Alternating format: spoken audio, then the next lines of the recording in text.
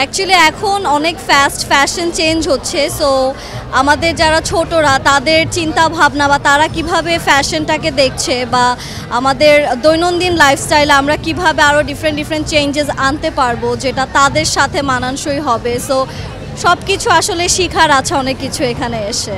I am a fashion student. আমার different outfit create করতে ভালো লাগে, নিজের উপর ট্রাই করতে ভালো লাগে, সে কারণেই আমি অলওয়েজ ট্রাই করি যে যাতে নিউ ফিট মানে মেক করার, যাতে আই ক্যান ইন্সপায়ার আদার্স।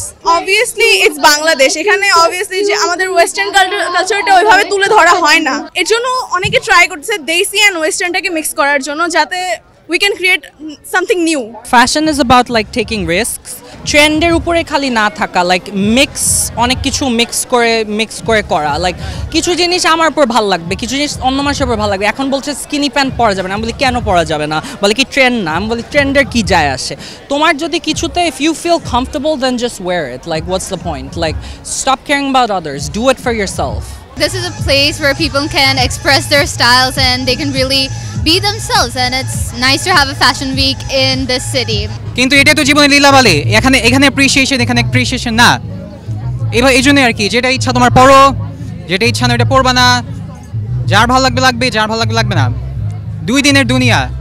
আমার মনে হয় যে আর্কা ইজ সামথিং এই জেনারেশন যাচ্ছে এখন, and it's going great. People from different areas and from everywhere সবাই এসে সেখানে, and the stalls, different stalls with different ideas and creativity.